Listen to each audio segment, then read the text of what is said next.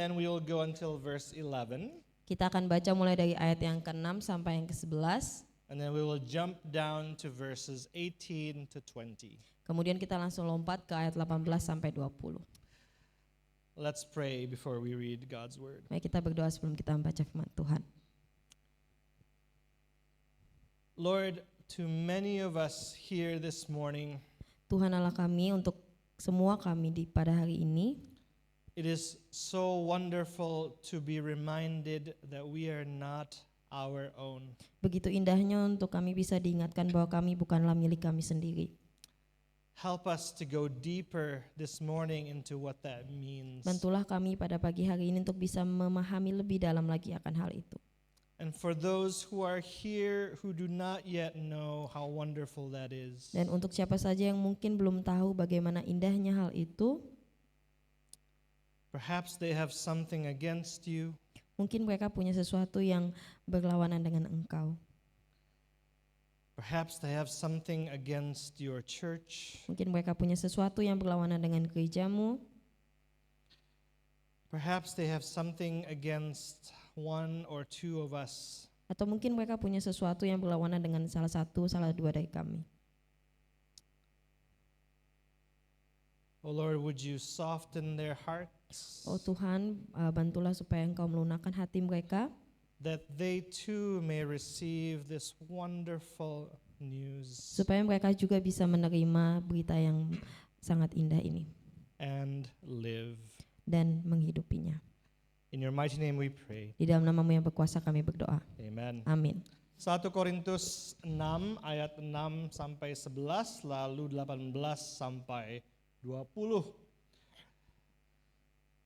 Apakah saudara yang satu mencari keadilan terhadap saudara yang lain dan membawa perkaranya kepada orang-orang yang tidak percaya?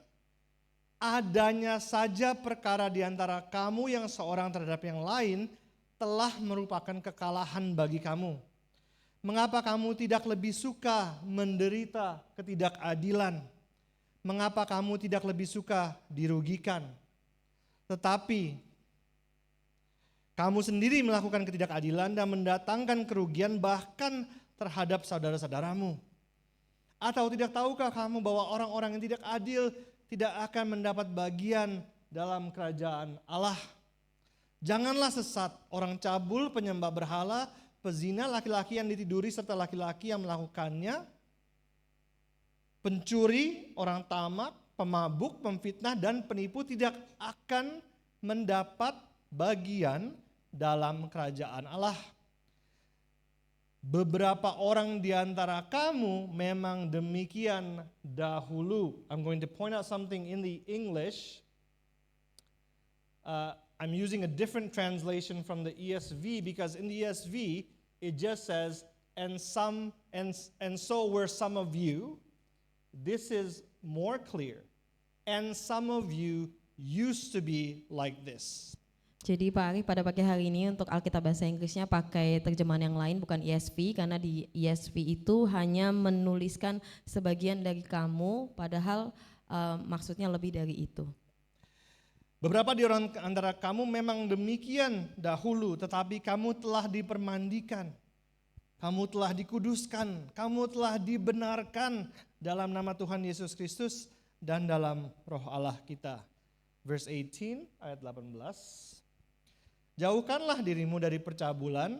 Setiap dosa lain yang dilakukan manusia terjadi di luar tubuhnya, namun orang yang melakukan percabulan berdosa terhadap tubuhnya sendiri.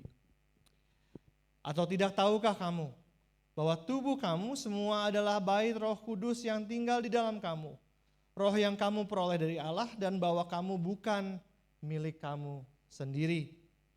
Sebab kamu telah dibeli, harganya telah lunas dibayar, karena itu muliakanlah Allah dengan tubuhmu. This is the word of the Lord. Inilah firman Tuhan.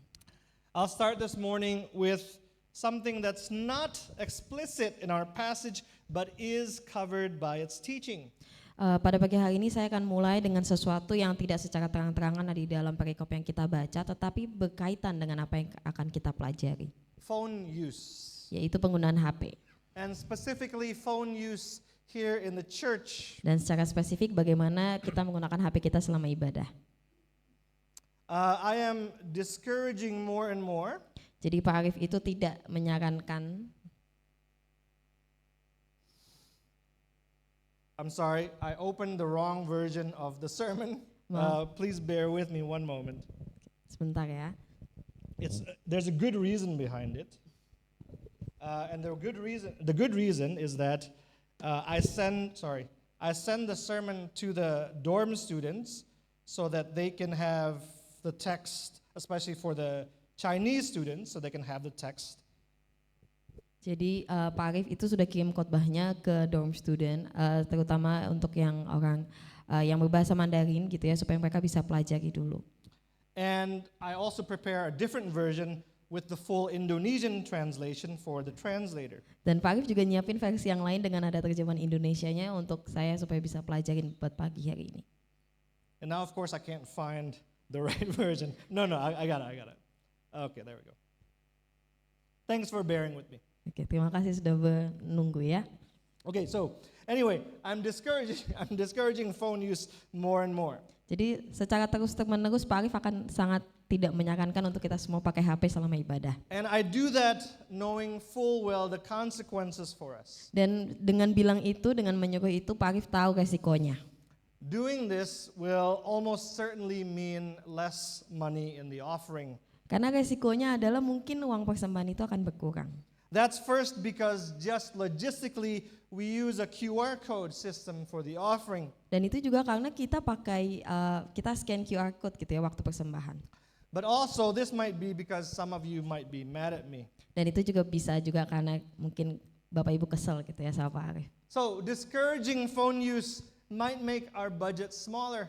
Mungkin dengan menyarankan untuk tidak pakai HP itu bisa bikin keuangan itu semakin lebih sedikit. And that means I may not be able to pay our staff as much as I would like. Dan itu juga berarti Pak Arif tidak bisa bayar staf gereja itu dengan lebih. I might even have to cut some staff. Dan bahkan harus mungkin memecat beberapa orang. Then why do it? Dan tapi kenapa? Because this is too important. Karena ini juga penting. You're here not just to listen to God's word. Karena Bapak Ibu di sini bukan hanya untuk mendengar. God demands that we obey His word. Karena Tuhan meminta kita untuk benar-benar taat kepadanya. So in terms of church worship, Jadi di dalam hal pujian, obeying God's word is how we glorify God. menaati firman Tuhan itu berarti bagaimana kita memuliakan Tuhan. That's partly how His kingdom comes and how His will is done on earth as in heaven. Seperti itulah juga bagaimana kerajaannya itu ada di antara kita. So Paul points out in verses 6 to 8, Dan Paulus menekankan ini di ayat 6 dan 7. for the sake of God's kingdom, Untuk alasan kerajaan Allah, we are to prefer being wronged and even defrauded. dan bahkan kita lebih memilih untuk disalahkan. We are to prefer even having money wrongfully taken from us Dan bahkan lebih memilih uang kita diambil orang lain over wrongfully taking other people's money. dibandingkan mengambil uang orang lain dengan cara yang salah. So for our context, Jadi untuk konteks kita, I would much prefer receiving less money in the offering Pak Arif lebih memilih persembahan itu sedikit nominalnya than have anyone come here week after week and thinking and believing, dan daripada jemaat di sini datang setiap minggunya dan berpikir, I'm okay with God because I believe in Jesus and I give money to the church, aku baik-baik aja dengan Tuhan, aku kasih persembahan di gereja, but then spend the rest of the time disobeying God by disregarding His word, tetapi kemudian di sepanjang waktunya tidak menaati firman Tuhan. whether that's on the phone or some other way. Mau itu lewat HP, mau itu lewat hal yang lain. There is no contest. Karena itu tidak ada pertandingannya. God's glory, Kemuliaan Tuhan, your salvation, keselamatan kita, our salvation keselamatan kita bersama, is always going to be my priority. karena itu akan selalu menjadi prioritasnya Pak Arif. That's also, by the way, the relevance that I aim for every Sunday. Kan itu juga relevansi yang mau dicapai Pak Arif di setiap minggunya melalui khotbahnya. I don't necessarily preach on the things that are happening right in front of you, Mungkin Pak Arif nggak secara langsung khotbahin hal-hal yang sedang terjadi di hidup kita sekarang ini, but I'm always trying to preach to the kind of person you are, tapi berkhotbah untuk kita supaya menjadi pribadi yang akan kita Ya, pribadi yang akan kita yang jadi. sekarang, and also the kind of person you are becoming. Dan juga menjadi orang yang kita mungkin di masa depan akan menjadi orang tersebut. So by the way, just one quick side note. Jadi catatan kecil, Last week after the service, minggu lalu setelah ibadah, several of you came and talked to me about the topic church discipline. beberapa dari jemaat itu datang ke Pak Arif dan ngobrolin soal bagaimana disiplin rohani dalam gereja. Which is fundamentally about how we love one another well. Yang secara dasarnya tentang bagaimana kita mengasihi orang lain. Loving sinful people well is really hard to do, Mengasihi orang lain yang berdosa itu susah. especially because we're all sinful people. Itu juga karena kita semua adalah orang berdosa. And at least some people find us difficult to love. Dan mungkin beberapa orang di sekitar kita menemukan bahwa kita itu susah untuk dikasihi. But it was very encouraging to hear many of you really wrestling with that tension. Tetapi sangat membawa sukacita bahwa banyak dari kita yang sangat bergumul akan hal itu. You want to love people well. Karena itu menunjukkan bagaimana kita sebenarnya mau untuk mengasihi orang lain dengan cara yang baik. And I'm so encouraged by that. Dan Pak Arif itu sangat termotivasi akan hal itu. And if you didn't talk to me, Dan kalau misalnya Bapak Ibu nggak sempat ngobrol dengan Pak Arif, I can't be encouraged by you. So I jadi don't- nggak akan termotivasi. I'm just joking. Bercanda. Here, Paul is talking about precisely that tension. Right? Dan disinilah sebenarnya tekanan atau apa yang sedang terjadi yang ditekankan oleh Paulus. So in Christ, Jadi dalam Kristus, the Corinthians were already Christian, konteksnya jemaat Korintus itu sudah Kristen. but also Tetapi juga very clearly, sangat jelas Christ was not yet done making them Christian. pekerjaan Kristus di dalam hidup mereka itu belum selesai. So he talks about their sins with money. Jadi Paulus itu berbicara soal dosa jemaat Korintus soal uang, That's the first half of Corinthians 6. dan itu adalah setengah pertama pasal yang ke-6 ini. And Paul helps us face the ugly truth. Dan Paulus di sini mencoba membantu supaya jemaat Korintus itu bisa menghadapi dosa ini dengan baik. Dan kita juga, bukan hanya mereka. Because we're still sinful, Karena kita juga masih berdosa. we still really struggle with, on the one hand, caring as much about other people's needs as we should. Karena kita juga bergumul di satu sisi untuk benar-benar peduli kepada orang lain sebagaimana seharusnya. And on the other hand, Dan di sisi yang lainnya, we still struggle with not using other people to enrich ourselves. kita juga bergumul dengan supaya kita tidak menggunakan orang lain untuk kepentingan kita sendiri. That's the fundamental issue. Itu adalah isu fundamental yang dibahas di sini. So during this time of year, Jadi selama waktu-waktu di tahun ini, I always think about people going home to their villages. Pak Arif itu memikirkan bagaimana kita semua pulang kampung. Ya, kebanyakan orang. Kebanyakan dari kita mungkin pulang kampung. People have always come to Jakarta for work. Karena banyak orang itu datang ke Jakarta hanya untuk bekerja. On a national level, Secara nasional, why is that? kenapa? Because we as a nation have failed to develop real economic opportunity no matter where you live in Karena- Indonesia. Karena nyatanya secara nasional kita gagal untuk membuat semua tempat di Indonesia itu bisa menjadi tempat bekerja yang baik. On a more personal level, Dan lebih ke level personal, millions of Indonesians work as domestic servants, jutaan orang Indonesia itu bekerja sebagai TKI, both here and abroad. baik di sini maupun di luar negeri. ART juga ya. Iya. How many young women and young men have been victims of terrible abuse in that line of work? Banyak wanita muda ataupun pria muda yang menjadi korban di dalam pekerjaan itu. Because the abusers who employ them are rich. Karena yang mempekerjakan mereka itu melakukan kekerasan. So in other words, we all live and work in a very broken economic system. Kita hidup dan bekerja dalam sistem ekonomi yang sangat-sangat The rusak. problems are too big. Karena masalahnya begitu besar. They're too difficult and complex for any one of us to change. Dan untuk mengubahnya itu sangat susah. But these verses cut to the heart. Tetapi ayat-ayat ini memotong sampai ke dalam hati kita. As Christians, Sebagai orang Kristen, we should prefer being wronged, being cheated, than to ever do that to someone else. kita seharusnya lebih memilih kita disalahkan daripada kita memilih untuk melakukan kesalahan pada orang lain.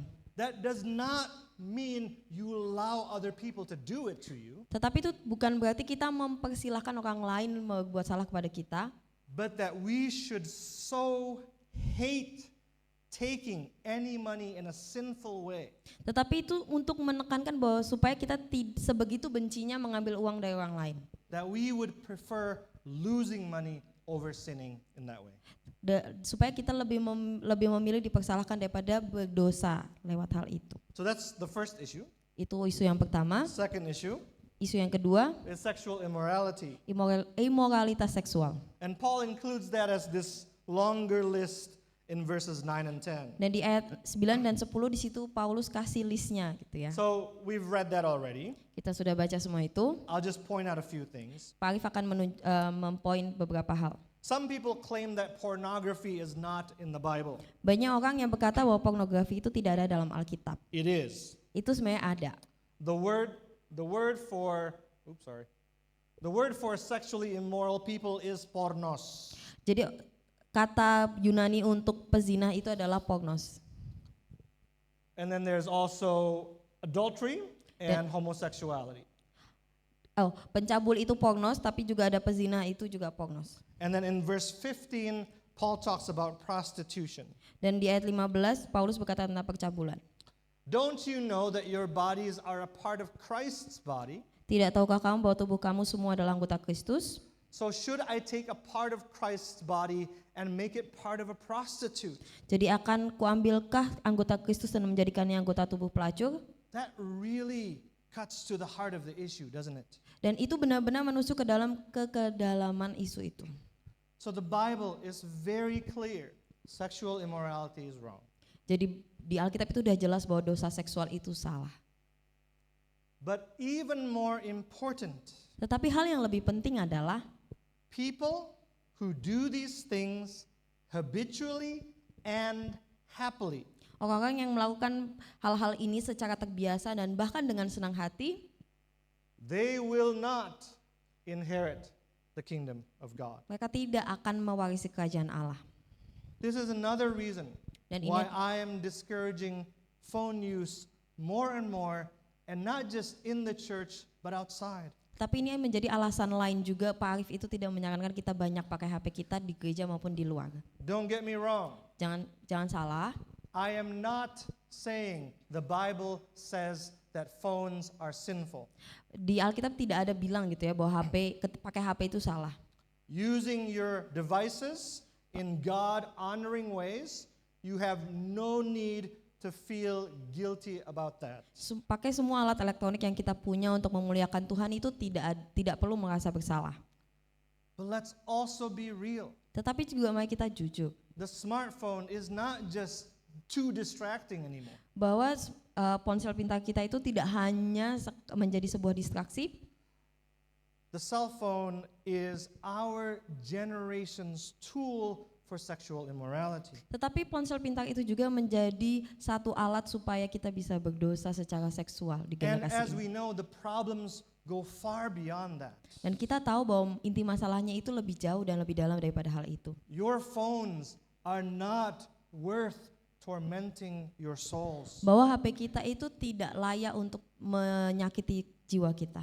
For your own sakes, get a dumb phone. Untuk keselamatan diri kita lebih baik kita pakai ponsel yang tidak terlalu canggih.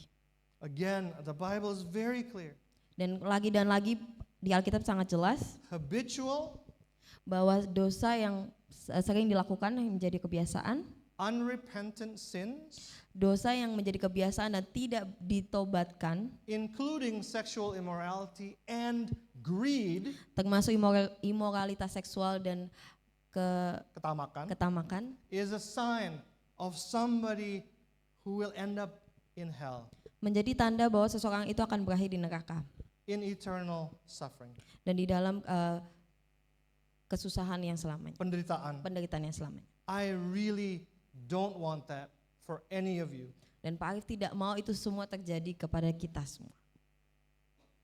The amazing thing, Hal yang sangat menakjubkannya adalah God's grace is bigger than any sin. kasih karunia Allah itu lebih besar dari semua dosa.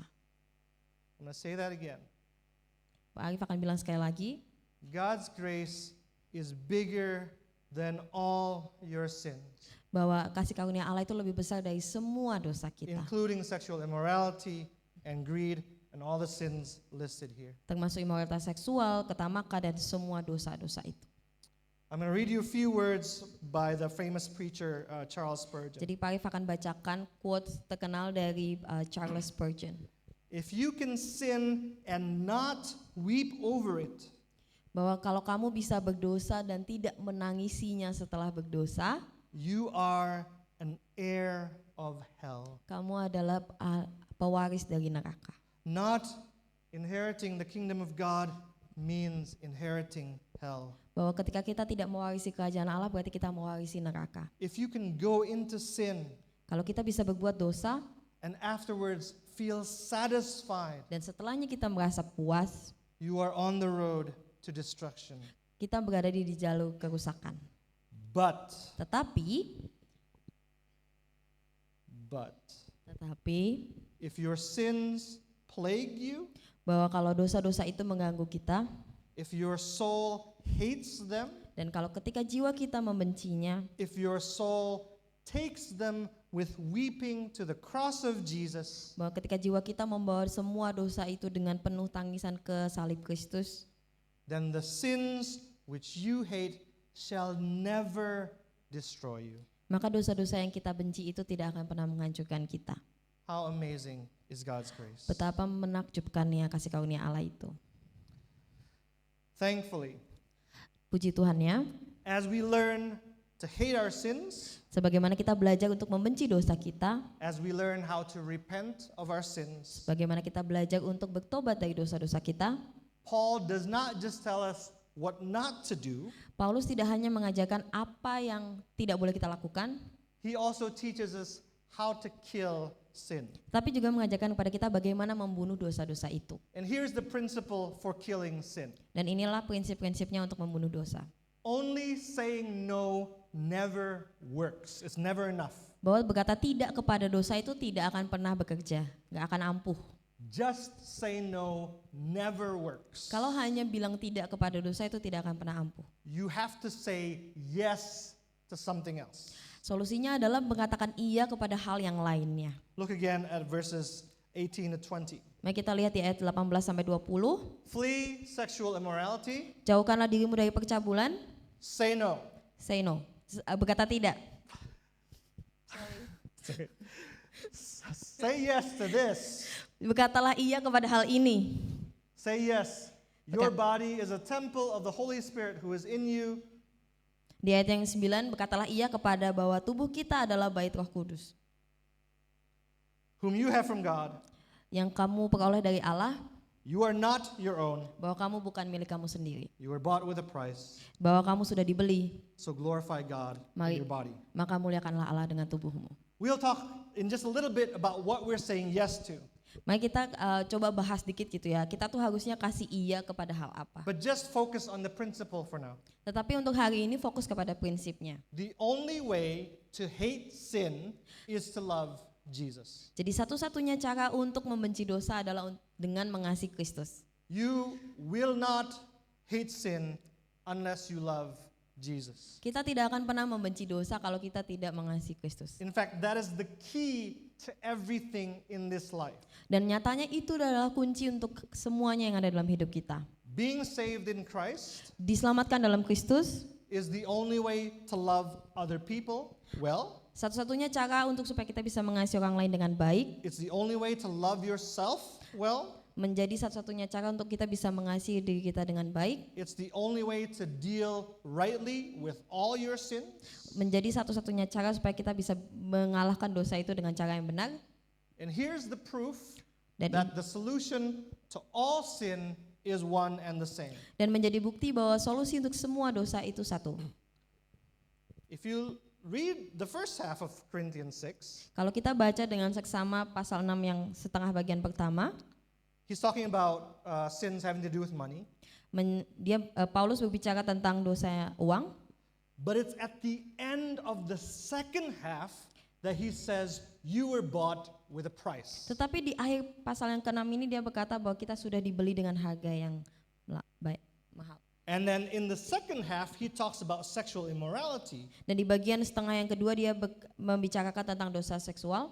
But it's at the end of the first half that he talks about you being washed. Tetapi di akhir setengah bagian yang pertama dia berkata soal kita sudah dikuduskan, dipermandikan. You being purified, Kita sudah dikuduskan. which usually has to do with a sexual sin. Yang mana selalu berkaitan dengan dosa seksual. Do you see what I'm saying? Kalau kita bisa lihat polanya, He mixes the metaphors. jadi Paulus itu mencampurkan metaforanya. And that's because Christ's love is the answer to a multitude of sins. Dia mencampurkan metafora semuanya itu karena kasih Kristus itu jawaban dari semuanya. Let me just emphasize one more time. Pak Arif akan menekankan sekali lagi Just saying no does not work. bahwa hanya berkata tidak untuk kepada dosa itu tidak akan pernah ampuh. Beating yourself up over your sins does not work. Dan menghancurkan diri kita sendiri untuk bisa mengalahkan dosa itu juga tidak ampuh. You need to say yes to Jesus, whose love covers all types of sin. Kita harus berkata iya kepada Kristus yang mana kasih karunia-Nya itu menutupi segala dosa. So when we say yes to Jesus, Jadi ketika kita berkata iya kepada Kristus, we are saying yes to you are not your own, you were bought with a price. kita berkata kepada kamu telah dibeli dan harganya telah lunas dibayar.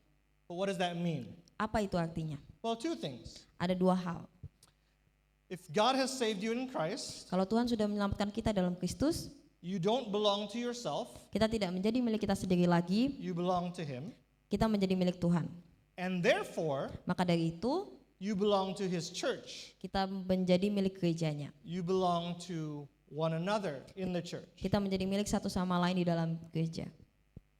Okay, fine, but what does that mean? Oke, kemudian apa artinya dari semua itu?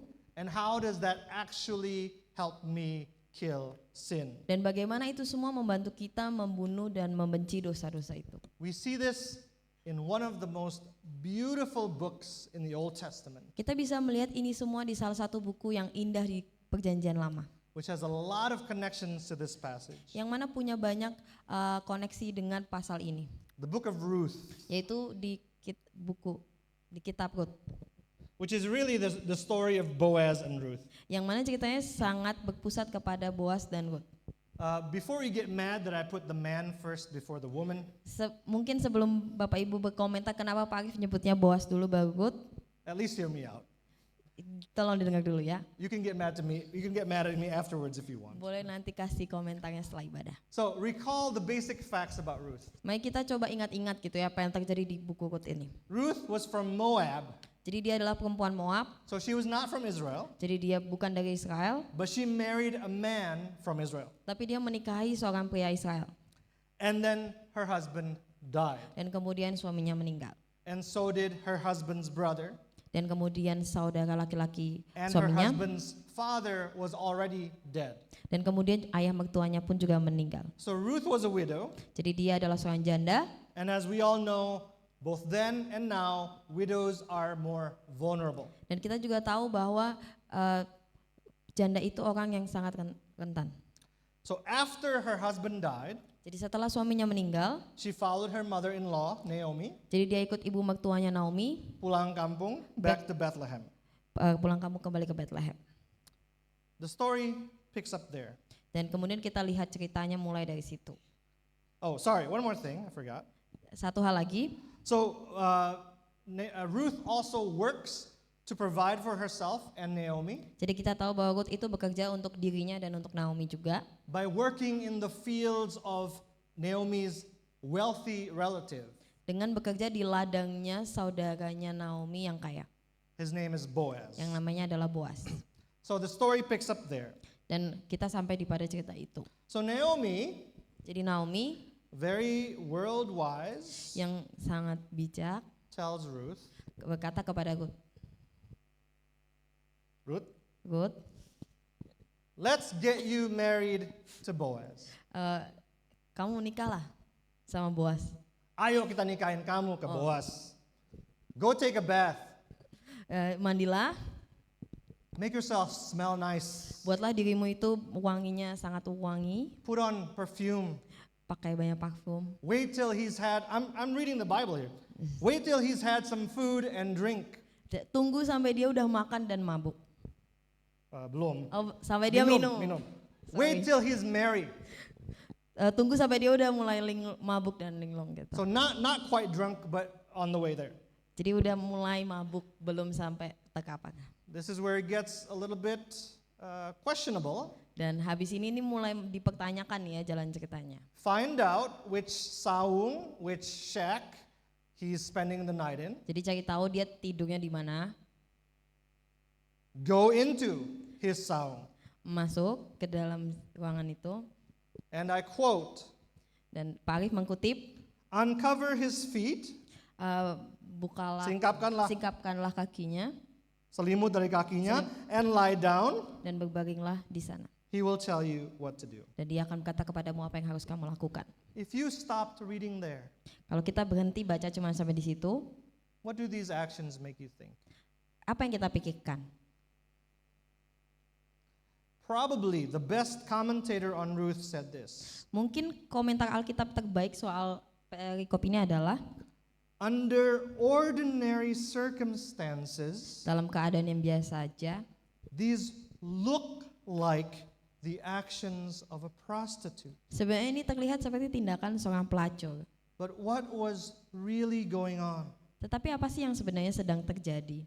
This is why, even though the book is titled Ruth, it's really the story about Boaz and Ruth. Inilah kenapa kitab Rut itu meskipun namanya hanya Rut, tapi sebenarnya ceritanya itu tentang Boaz dan Rut. Ruth is the model of faith for all of us. Karena Rut itu menjadi contoh bagaimana kita seharusnya beriman. But Boaz Tetapi Boaz is a figure of Christ. adalah seorang figur yang menggambarkan Kristus. Boaz is a figure of Christ for us to behold all the wonderful things God does for us in Jesus. Tetapi Boaz adalah figur Kristus di mana kita benar-benar bisa menyaksikan hal-hal menakjubkan yang Allah lakukan bagi kita dalam Kristus. So first of all, Jadi pertama-tama, Boaz was a wealthy farmer, jadi Boaz itu punya ladang yang banyak, jadi dia sangat kaya raya. but he treated his workers very well. Tetapi dia memperlakukan pekerjanya itu dengan sangat baik. He looked after the poor in his town. Dia peduli dengan orang miskin yang ada di dalam kotanya. He obeyed God's commandment. Dan dia menaati perintah Tuhan He did not gather all his grain dengan tidak mengumpulkan semua yang ada dari ladangnya, so that the poor can come and gather the rest for themselves. supaya orang miskin itu bisa ke ladangnya dan mengambil untuk bagian menjadi makanan mereka. Boaz is the businessman who prefers to lose money than let the poor in his town go hungry. Jadi Boaz itu seorang pembisnis yang lebih memilih dia menjadi miskin daripada membiarkan orang miskin di kotanya itu tidak makan. Do you know what you are not your own means? Apakah Anda tahu artinya kita bukan milik kita sendiri lagi? Jesus gave up all his riches in heaven and chose poverty here on earth so that you do not end up in hell because of your greed. Yesus meninggalkan semua yang ada di surga supaya kita bisa menggantikan kita dan supaya kita, maaf Bapak Ibu, Yesus meninggalkan semua kekayaan. Ya, Yesus meninggalkan semua kekayaannya di surga, memilih kemiskinan di bumi, sehingga Anda tidak akan mati di surga oleh karena ketamakan Anda. He also noticed Ruth, Dan dia juga memperhatikan Ruth not as a body to use for his own selfish pleasure, bukan sebagai sebuah tubuh yang dia bisa gunakan untuk kesukaannya sendiri, but as a foreigner, tetapi sebagai orang asing, as a widow, seorang janda, someone who is doubly vulnerable, seseorang yang sangat rentan, and someone who is providing for herself and her mother-in-law. dan seseorang yang sedang bekerja untuk bisa mencari makan bagi dirinya dan mertuanya. Instead of taking advantage of her vulnerability, Jadi daripada mengambil keuntungan dari Ruth, Boaz took extra precautions to protect her, Boaz dengan sangat hati-hatinya menjaga supaya Ruth itu bisa dilindungi, especially from the less honorable young men. terutama dari orang-orang muda yang mungkin punya niat yang buruk. When Boaz woke up, Ketika Boaz bangun saw Ruth in his saung, dan melihat Ruth di dalam saungnya, what did he ask? apa yang dia katakan? He did not ask, what is your price? Boaz tidak bertanya berapa hargamu, He asked, dia berkata, what is your name? siapa namamu? He did not treat her like a prostitute. Dia tidak memperlakukan Ruth itu sebagai seorang pelacur. He listened to her faithful desire and need to marry. Dan dia benar-benar mendengarkan kepada bagaimana keinginan untuk menikah itu dinyatakan oleh Ruth. He agrees to marry her. Dan dia setuju untuk menikahinya. He agrees to redeem her. Dan dia setuju untuk memperdamaikan dia. Menebusnya. And redeem means to buy for a price. Dan menebus berarti artinya kita menebus dengan harga. I am aware that sounds problematic to our modern ears. Dan untuk di era modern ini itu sangat terdengar problematik. What does it mean? Why does the Bible talk about Boaz buying a woman for a price as his wife? Apa artinya Boaz itu membeli seorang wanita dengan harga, menebus seorang wanita dengan harga di dalam Alkitab? But this is where we see what it really means. Tetapi inilah arti sesungguhnya. For Boaz to redeem Ruth as a wife and to buy her for a price Untuk Boaz bisa menebus Ruth dan menjadikan dia istrinya, is to take a poor, needy, vulnerable widow berarti mengambil seorang janda yang miskin dan susah dan rentan, dan rentan, and also Naomi dan juga Naomi ibu mertuanya as his responsibility for as long as they live. sebagai tanggung jawabnya di sepanjang hidup mereka. To give them both a life where they can flourish. Memberikan hidup kepada mereka supaya mereka bisa berkembang. Most people only memorize one verse from the book of Ruth. Mungkin dari kitab Ruth ini orang-orang hanya menghafalkan satu ayat. Where you go, I'll go. Kemana engkau pergi, aku akan pergi. Where you stay, I'll stay. Di mana kau tinggal, akan aku tinggal. Your people shall be my people. Oh, umatmu adalah umatku. Your God shall be my God. Dan Allahmu adalah Allahku. Incredibly beautiful words. Dan itu adalah kata-kata yang sangat indah. Ruth is a beautiful picture of the bride of Christ and of faith. Dan Ruth itu menggambarkan seorang iman kita dengan indahnya. But even more important are Boaz's words. Tetapi juga lebih penting lainnya adalah tentang Boaz. It's not nearly as poetic. Mungkin tidak sama. I have bought from the hand of Naomi all that belonged to her husband and her sons. Aku telah membeli dari tangan Naomi semua yang menjadi miliknya, baik suaminya dan anak-anaknya. Also Ruth the Moabite, Dan juga Ruth yang adalah seorang Moab. I have bought to be my wife. Aku telah membelinya menjadi istriku. To perpetuate the name of the dead in his inheritance. Supaya memasukkan namanya di dalam warisan. This is not about men being better than women. Dan ini juga bukan berarti pria itu lebih baik daripada wanita. This is about Jesus buying you with his life so that you will not inherit hell but the kingdom of God. Tetapi ini juga berarti bahwa Yesus menebus kita supaya kita tidak menjadi waris neraka tetapi menjadi waris surga. We who say yes to Jesus, we do that only because he first said, I do to us. Kita bisa berkata iya kepada Kristus karena dia sudah pertama kali sebelumnya berkata, aku akan melakukannya, aku akan menebus. We who are saved in Christ, Kita yang diselamatkan dalam Kristus, we are not our own because he first made himself not his own. Kita bisa menjadi miliknya karena dia sudah membuat dirinya tidak menjadi miliknya. He first made himself ours. Dan dia membuat dirinya adalah milik kita. You are not your own. Kita bukan milik kita sendiri. You belong to Christ Kita menjadi milik Kristus. because Christ first made himself belong to you. Karena Kristus yang memulai membuat dirinya menjadi milik kita. You are not your own means this. Kita bukan milik kita sendiri berarti I am my beloved's. aku adalah milik kasihku, My beloved is mine. kekasihku adalah milikku. He brings a poor, vile sinner Dan ia membawa orang berdosa yang miskin into his house of wine. dan hina ke dalam rumah anggurnya. To become faithful people like Ruth. Menjadi orang yang setia seperti Ruth, To become people who hate sin and kill sin. untuk menjadi orang yang membenci dosa dan membunuh dosa, We need to say yes and keep saying yes to our Redeemer husband. kita harus berkata iya dan terus berkata iya kepada penyelamat yang adalah suami kita. In a normal wedding, a normal life, Dan secara umumnya, it's the bridal party, the bride's friends who make her beautiful. kalau di dalam pernikahan itu mempelai wanita itu yang terlihat paling cantik.